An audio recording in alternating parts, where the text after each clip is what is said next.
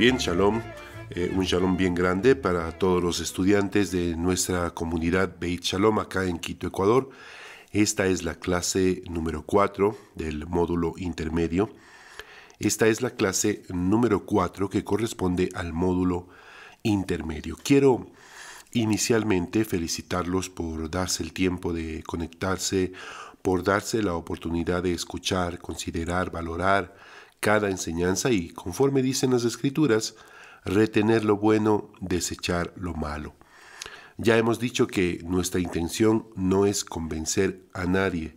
Por el contrario, mi propósito siempre es ofrecerles la oportunidad de ver desde otra óptica, desde otro enfoque, las preciosas verdades de las Escrituras. Así que, nuevamente, gracias a cada uno de ustedes.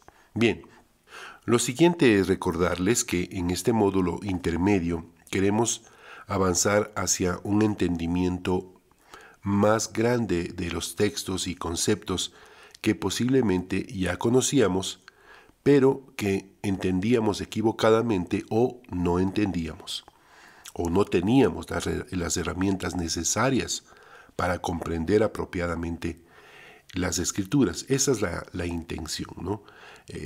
Querer avanzar, querer caminar hacia un conocimiento más avanzado de algunos textos que posiblemente ya los habíamos visto, pero que de seguro los entendíamos equivocadamente o no teníamos las herramientas para entenderlos apropiadamente. Ahora, ¿por qué decimos esto?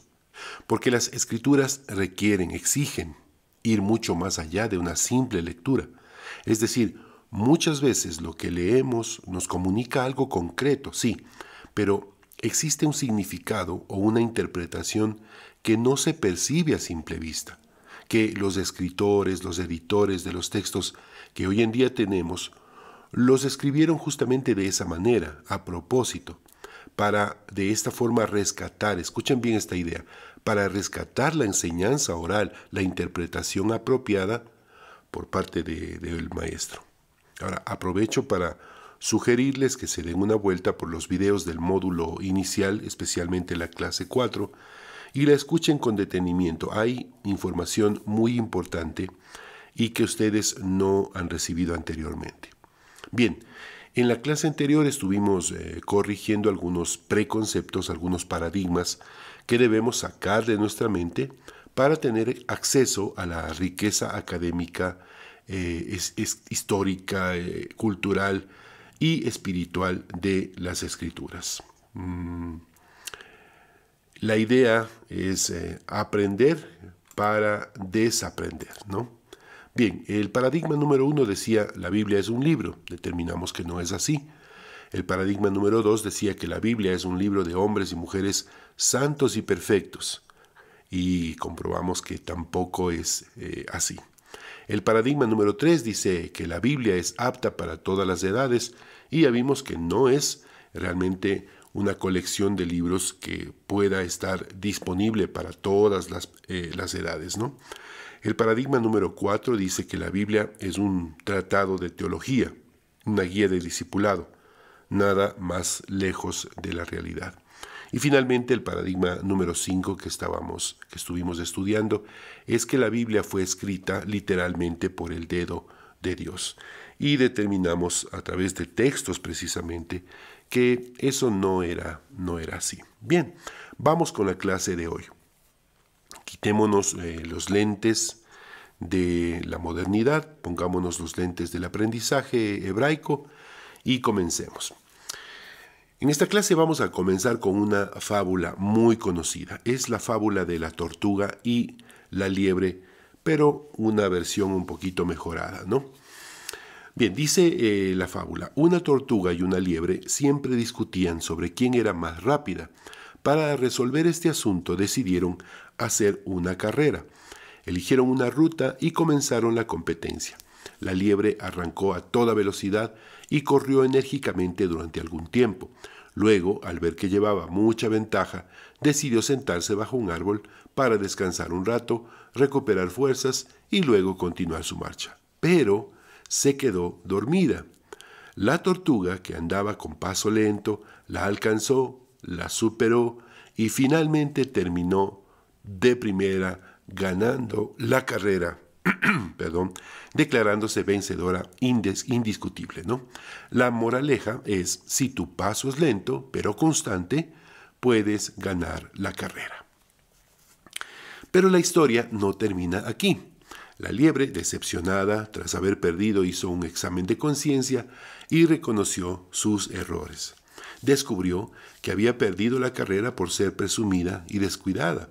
Si no hubiera dado tantas cosas por entendidas, si no hubiese sido tan confiada de su capacidad, nunca la hubiesen vencido. Entonces desafió a la tortuga a una nueva competencia.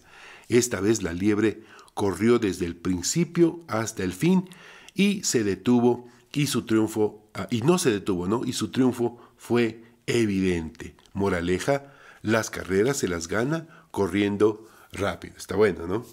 Pero la historia tampoco termina aquí. Tras ser derrotada la tortuga, reflexionó detenidamente y llegó a la conclusión de que no había forma de ganarle a la liebre en velocidad. Tal como estaba planteada la carrera, ella siempre perdería. Por eso desafió nuevamente a la liebre, pero propuso correr sobre una ruta ligeramente diferente. La liebre aceptó y corrió a toda velocidad hasta que se encontró en su camino con un ancho río. Mientras la liebre, que no sabía nadar, se preguntaba ¿qué hago ahora?, la tortuga nadó hasta la otra orilla, continuó su paso y terminó en primer lugar. Moraleja: quienes identifican sus habilidades, en este caso saber nadar, y cambian el entorno para aprovecharlas, pueden ganar la carrera. Qué bien, ¿no? Está bueno este cambio. Pero la historia tampoco termina aquí. El tiempo pasó y tanto compartieron la liebre y la tortuga que terminaron haciéndose buenas amigas. Ambas reconocieron que eran buenas competidoras y decidieron repetir la última carrera, pero esta vez corriendo en equipo. En la primera parte, la liebre cargó a la tortuga hasta llegar al río. Allí la tortuga atravesó el río con la liebre sobre su caparazón y al llegar a la orilla de enfrente, la liebre cargó nuevamente a la tortuga hasta la meta. Como alcanzaron la línea de llegada juntas y en un tiempo récord, sintieron una mayor satisfacción que aquella que habían experimentado con sus victorias individuales. La moraleja: es bueno ser individualmente brillante y tener fuertes habilidades personales, pero a menos que seamos capaces de trabajar con otras personas y potenciar recíprocamente las habilidades de cada uno, no seremos completamente efectivos. Siempre existirán situaciones para las cuales no estamos preparados y que otras personas pueden enfrentar mejor. Muy bien, ha estado buena esta fábula de la tortuga y la liebre, ¿no? Muy bien. Pero la historia no, ya se acabó la historia. Ahora sí, ahí se acaba la historia. Muy bien. Vamos con la exposición de la clase. Recuerden que estamos aprendiendo algunos métodos de estudio de la Torá. Hoy aprenderemos dos métodos muy útiles e importantes. Número 1, el método de estudio llamado de Torá editada. Y el método número 2, el método de estudio llamado histórico parabólico. El método de estudio llamado histórico parabólico. Bien, vamos a ver qué es Torá editada. Lo que estamos viendo en la imagen es una carta escrita presuntamente por Miguel de Cervantes, el autor original de las obras más importantes de la literatura castellana. Es el Quijote de la Mancha, cuyo nombre original es el ingenioso hidalgo Don Quijote. No sé si puedes entender lo que dice la nota. Es una carta, es una nota escrita, presuntamente por la misma, el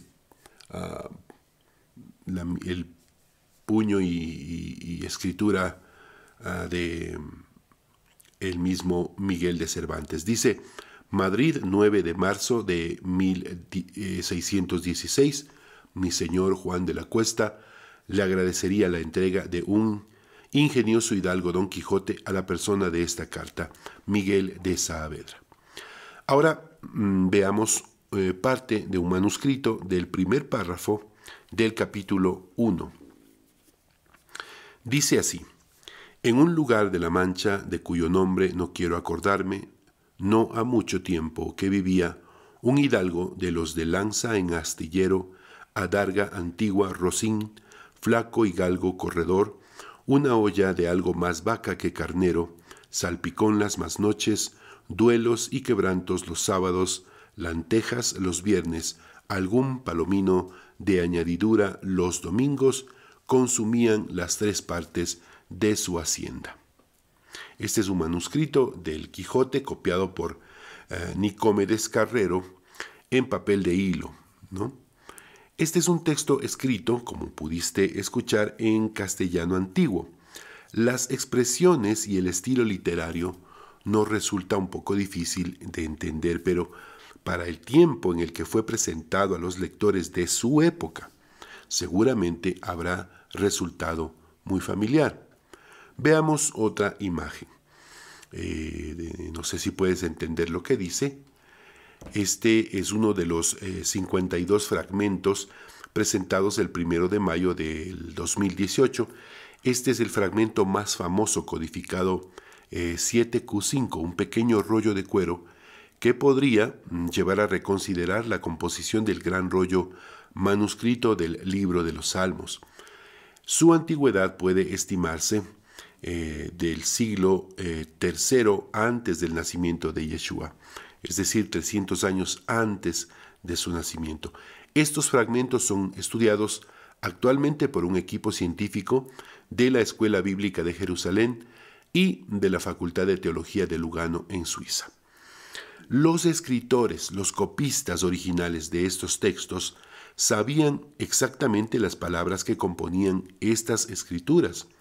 Ahora, los editores modernos de estos fragmentos deben conocer el texto original, el estilo literario y el contexto histórico del fragmento para poder completar de alguna manera los espacios que han desaparecido por el paso del tiempo. Estamos viendo otro manuscrito, otro fragmento, y te imaginas lo que sería editar este fragmento bastante maltratado por el paso del tiempo.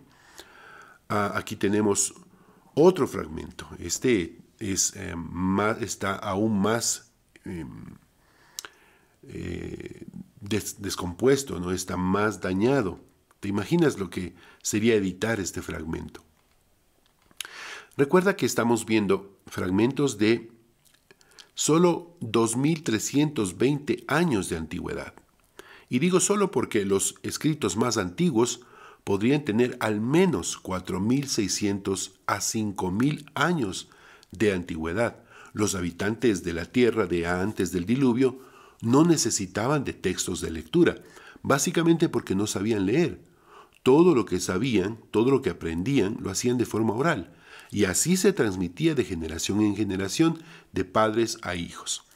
Cuando la humanidad decidió poner por escrito sus pensamientos e ideas, y en particular cuando los hebreos e israelitas pusieron por escrito sus enseñanzas transmitidas oralmente, lo hicieron solo para que estas enseñanzas orales se preserven, se conserven y se mantengan a través del tiempo. Cuando los masoretas, los redactores originales de las escrituras, encontraban estos escritos, los editaban y los compilaban, es decir, los juntaban en un solo documento para que ninguna enseñanza se pierda. Esto es lo que se conoce como Torá editada, que reuniendo, recopilando varios textos encontrados de diferentes escritores, de diferentes redactores, un redactor, un compilador final, lo que hizo fue reunir estos varios textos, juntarlos en un solo documento y publicarlo con el propósito de que ninguna de las enseñanzas varias que descubrieron se pueda perder, que no se pierda ninguna de las enseñanzas recopiladas. A esto se le llama Torá editada. Ahora, veamos un ejemplo práctico a través de un texto de las Escrituras. Vamos a tomar el capítulo 2 del libro de Génesis o Bereshit. Vamos a tomar el capítulo 2, libro de Génesis, Bereshit, capítulo 2. Y veamos lo que dice el texto. Verso 1 dice, así quedaron, y voy a pedirte por favor que escuches muy bien, que prestes atención a mis palabras, a las palabras del texto, para ir identificando de qué se tratan estas historias. Dice el verso 1, capítulo 2, libro de Génesis, Bereshit. Así quedaron terminados los cielos y la tierra, y todo lo que hay en ellos. Pasemos al verso 4. Esta es la historia de la creación de los cielos y de la tierra. Cuando el Señor hizo la tierra y los cielos, aún no había ningún arbusto del campo sobre la tierra. A ver, espera un momento. En el verso 1 dice, así quedaron terminados los cielos y la tierra. En el verso 4 dice, esta es la historia de la creación de los cielos y la tierra. Es decir, aquí tenemos en el verso 1, 2 y 3, un primer texto. El verso 1 concretamente dice, así quedaron terminados los cielos y la tierra. Es decir, el escritor original de este pequeño fragmento deja en claro que esta historia que ha relatado aquí da por terminada la creación de los cielos y la tierra. Pero tenemos un segundo texto, un nuevo fragmento que empieza en el versículo 4. Recuerda que en la antigüedad no había ni capítulos ni versículos. Pero en el verso 4 tenemos un nuevo texto, un segundo texto, que comienza diciendo, esta es la historia de la creación de los cielos y la tierra. Cuando Dios, el Eterno, hizo la tierra y los cielos, entonces la pregunta obvia es, ¿ya estaban terminados los cielos y la tierra? ¿O aún no estaban terminados los cielos y la tierra? Bien, este dilema se resuelve entendiendo que son dos textos diferentes que están contando la misma historia, pero son dos redactores diferentes. Para el redactor del primer texto, esta historia ya tuvo su final, quedaron terminados los cielos y la tierra. Para el escritor de este nuevo texto, de este verso 4, la historia recién comienza. Ahora, hay algo más sorprendente todavía. Escucha esto. Verso 5. Capítulo 2, verso 5. Aún no había ningún arbusto del campo sobre la tierra. Aún no había ningún arbusto del campo sobre la tierra. Nuevamente, esperemos un momento. A ver, en Génesis capítulo 1, verso 11 y 2, Génesis 1, antes, ¿no? Dice, y dijo Dios que haya vegetación sobre la tierra, que ésta produzca hierbas que den semilla y árboles que den su fruto con semilla. Y así sucedió. Comenzó a brotar la vegetación, hierbas que dan semilla, árboles que dan fruto, todo según su especie. Y Dios consideró que esto era bueno. Nuevamente, se plantea una incógnita. Si en el capítulo 1 dice que ya había vegetación, porque si dice el texto, ¿cómo es que en el capítulo 2, que está más adelante, el verso 5 dice, aún no había ningún arbusto del campo sobre la tierra? Continuemos con el verso 5 del capítulo 2. Sigue diciendo, ni había brotado la hierba porque Dios, el Eterno, todavía no había hecho llover sobre la tierra. En ninguna parte del capítulo 1 vimos o conocemos o sabemos que haya sido necesidad que llueva para que salgan las plantas. Simplemente Dios dijo y se crearon las plantas. Pero este verso hace este énfasis en que todavía no había llovido y por eso no habían salido plantas. Y finalmente lo más interesante es que continúa diciendo, ni existía el hombre para que la cultivara. Nuevamente, Génesis 1:27 dice, Dios creó al ser humano a su imagen. Lo creó a imagen de Dios, hombre y mujer los creó. ¿Qué es lo que está pasando aquí?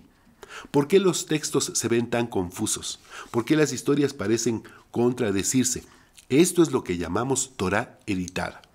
Para entenderlo debemos considerar que existen dos versiones, dos relatos del mismo evento, la creación, que un editor posterior juntó en un solo documento para que no se pierda ningún detalle de la enseñanza original de la creación.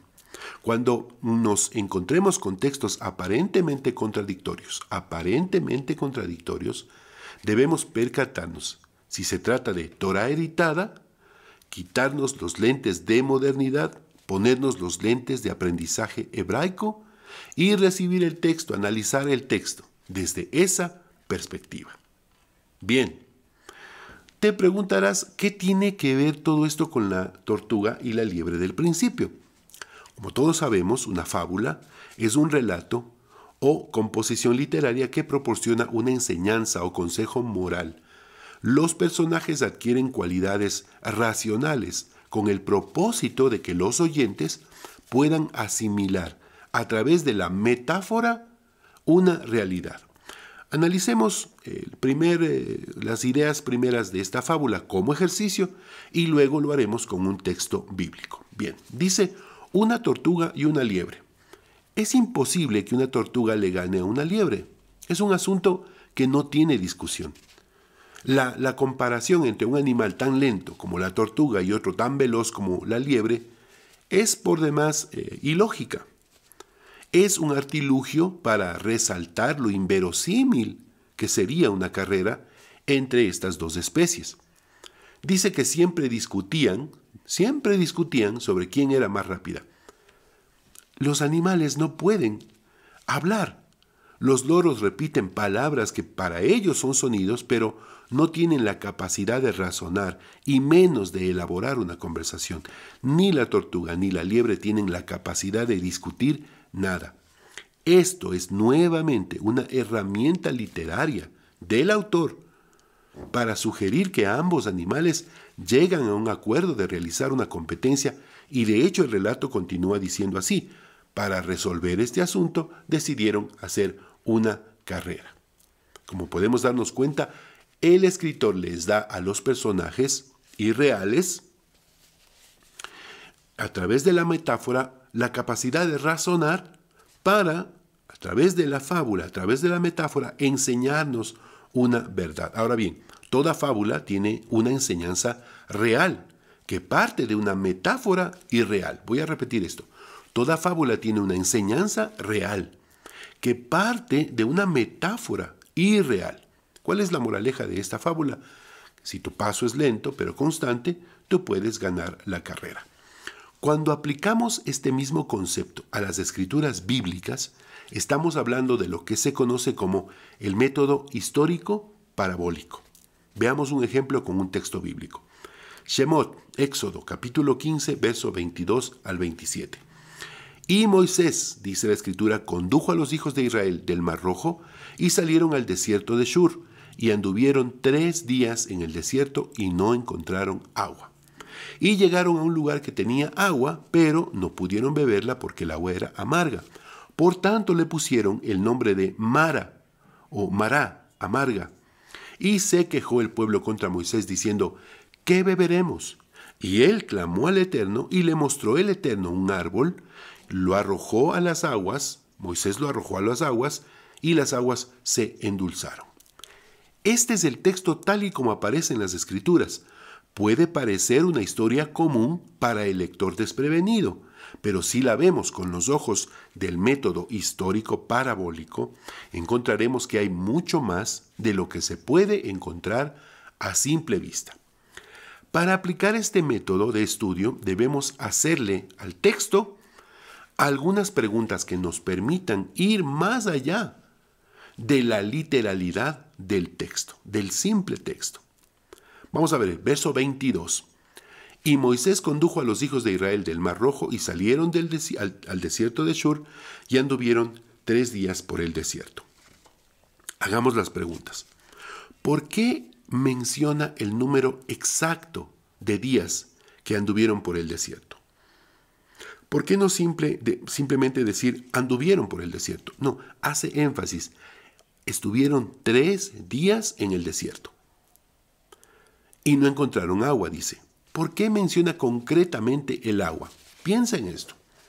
Después de 3 días caminando por el desierto, tenían sed, pero no tenían hambre. ¿Por qué el texto no dice no encontraron agua y no tenían nada para comer? El texto concretamente habla de 3 días y concretamente habla de agua. Bien, hechas estas preguntas al texto, utilizando este método de estudio histórico parabólico,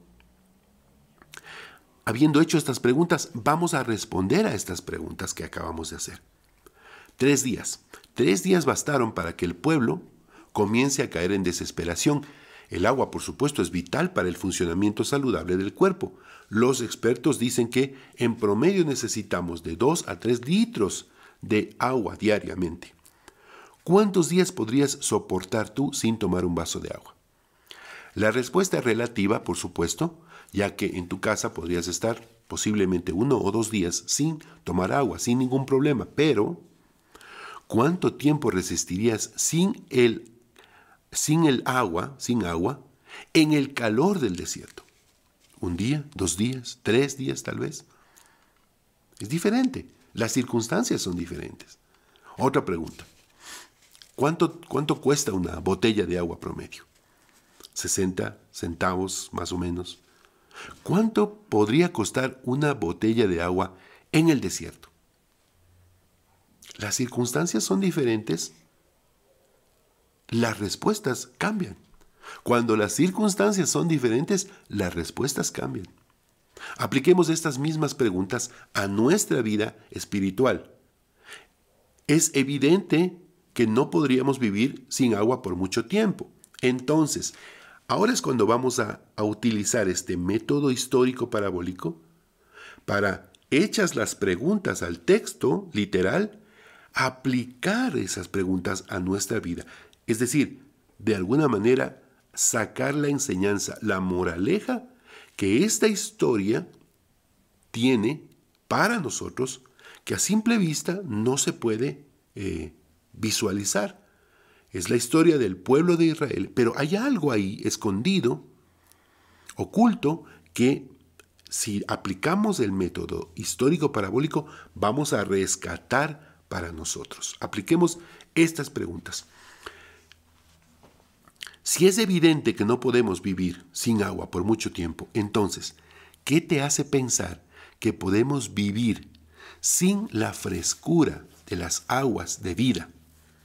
Salmo 42:2 dice, mi alma tiene sed de Dios, del Dios viviente. Puedo elaborar una nueva pregunta aquí para ti. ¿Tienes sed de Dios? ¿Cuántos días pasan sin que abras tu Biblia? ¿Cuánto tiempo pasa sin que te refresques, sin que bebas en las aguas de sabiduría que contiene la Escritura? Es paradójico que podamos pasar horas viendo una película y que sintamos sueño a los pocos minutos de empezar a leer las Escrituras. Ahora, lo interesante es que cuando las circunstancias cambian, nuestras respuestas también cambian. Cuando no pasa nada, entonces no buscamos de Dios, no tenemos esa sed de Dios. Pues estamos bien. Pero cuando las pruebas confrontan nuestros días, cuando la enfermedad nos rodea, cuando la economía nos aprieta, cuando las cosas van mal, entonces es cuando empezamos a orar, a leer, a meditar, a buscar agua que nos refresque el alma. ¿Cuál es la moraleja? ¿Cuál es la enseñanza? no dejes pasar más de 3 días sin buscar y tomar agua espiritual. Esto es el método de estudio llamado histórico parabólico. El texto literal dice algo ahí que es importante, pero hay algo mucho más profundo que nos quiere enseñar el texto. Sigue diciendo el verso 24, y se quejó el pueblo contra Moisés diciendo, ¿qué beberemos? Vamos a hacer las preguntas a este texto. Se quejó el pueblo contra Moisés diciendo, ¿qué beberemos? Preguntas, ¿contra quién se queja el pueblo? Contra Moisés. ¿Acaso Moisés tenía agua, él ahí tenía algún recipiente con agua para ofrecerles? Cuando las cosas malas pasan en tu vida, ¿con quién te quejas? Estamos haciendo ahora la aplicación del texto a través de las preguntas a nuestra vida. Cuando pasan cosas malas en tu vida, ¿con quién te quejas? ¿Buscas culpables? Bueno, es una típica actitud humana. El pueblo se va contra Moisés. Ya antes le habían dicho, ¿no? Y ya antes se habían quejado, ahí en esos breves días en los que estaban con él. Le habían dicho, tú nos sacaste de Egipto para matarnos en el desierto. Le habían dicho, ¿acaso no había tumbas en Egipto? También le habían dicho, estábamos mejor en Egipto, aunque sea en esclavitud. Entonces, te pregunto a ti ahora, voy a hacer la aplicación personal para ti. ¿Tú también eres un humano típico? ¿Tienes esta actitud típica humana? ¿Te quejas, te enojas con las personas, haces berrinches, te ofendes, gritas? Moisés nos enseña lo que se debe hacer. Esta es la moraleja, la enseñanza que está ahí escondida. Dice el verso 25, y él, Moisés, clamó al Eterno. Clamó al Eterno. No te enojes con las personas. No te disgustes con tus jefes, con tus empleados, con tus familiares. Si tienes un problema con alguien, haz lo que hizo Moisés, clamar al Eterno. Dice la Escritura, Jeremías 33:3, clama a mí y yo te responderé. Y sí que le respondió a Moisés. Dice el texto 25, y le mostró el Eterno un árbol. Escucha bien, un árbol, y lo arrojó a las aguas, y las aguas se endulzaron. Ahora, hagamos las preguntas a este texto. ¿Es esto acaso algún tipo de magia? ¿Por qué con un árbol? ¿Es que acaso algo tiene que ver este árbol? ¿Este árbol tiene algún poder especial, mágico? ¿No? Y cuando Dios le muestra este árbol a Moisés, entonces Moisés sabe que este árbol tiene un poder sobrenatural, lo echa a las aguas y las aguas se endulzan. ¿Por qué un árbol? ¿Es que acaso este árbol tiene alguna sustancia química capaz de purificar el agua? ¿Por qué no lanzar un poco de arena del desierto? Finalmente, si es algo mágico o algún poder que tiene Moisés, puede funcionar igual, no importa lo que haga. ¿Por qué no tocar con su vara las aguas? Su vara ha sido significativa, un elemento significativo en todo el proceso de liberación del pueblo de Israel. ¿Por qué no simplemente tocar con su vara las aguas amargas y que las aguas se hagan dulces?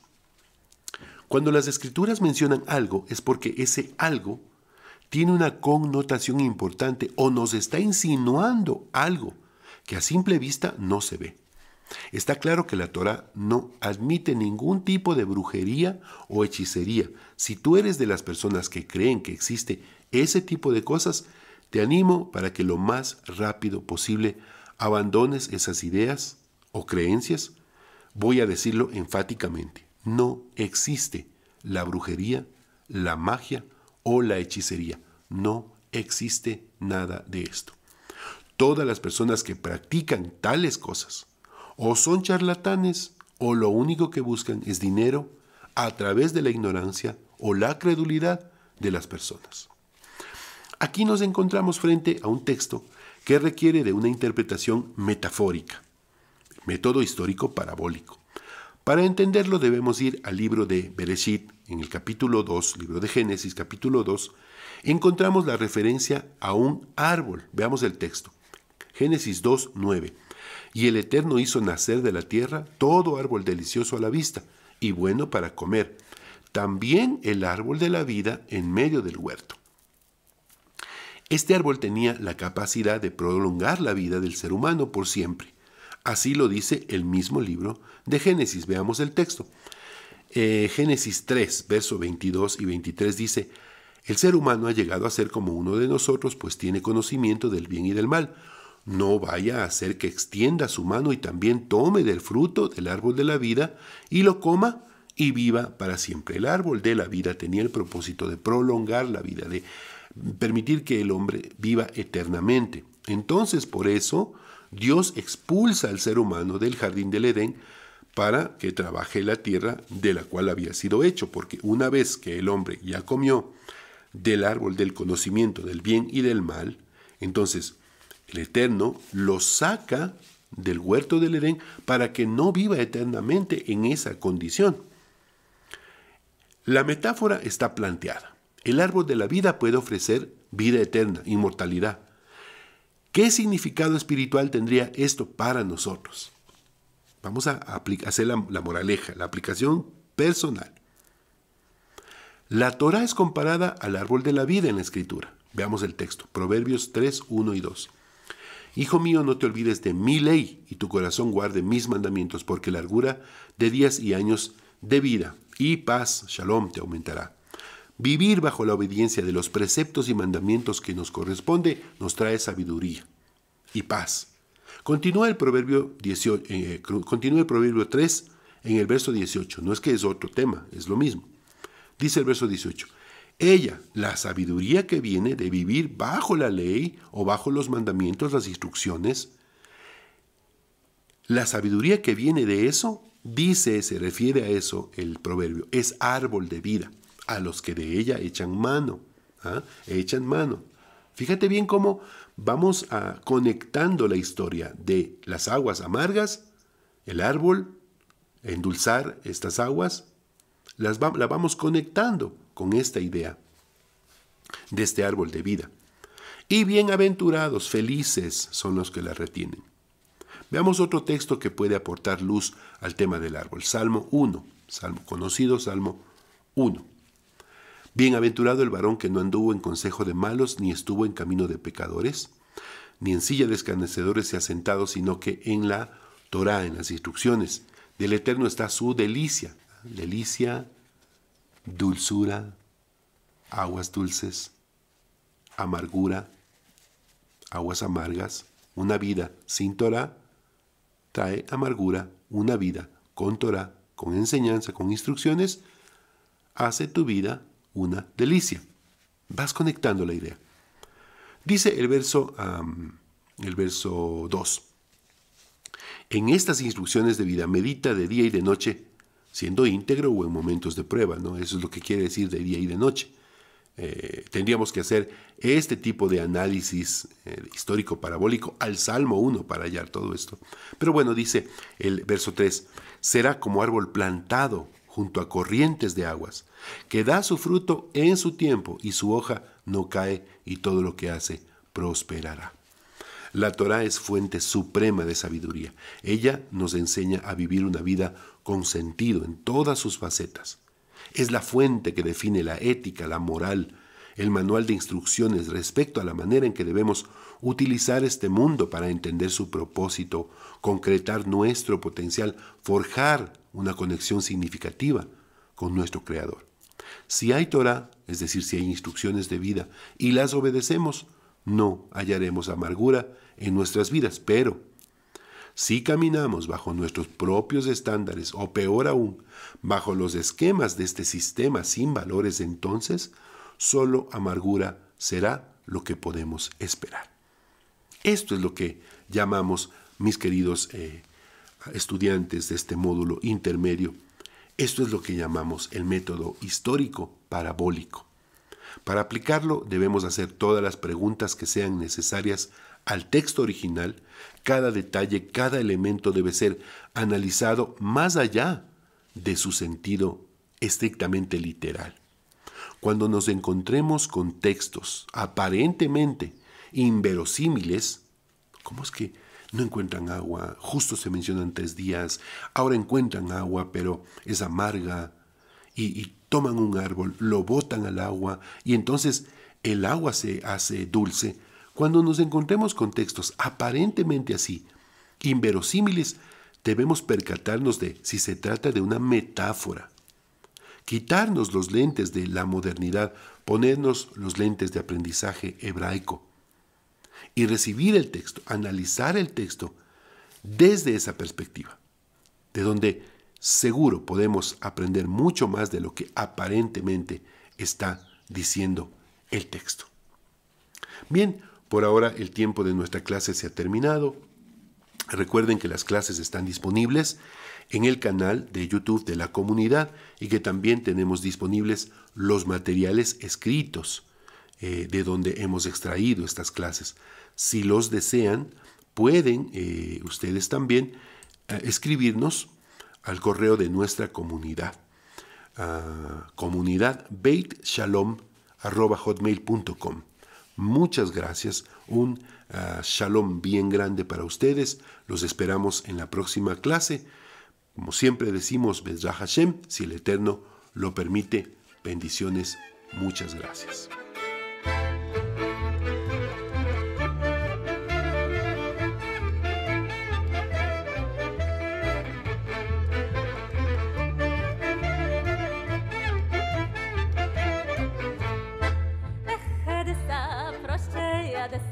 Ir nog dir welig ben ket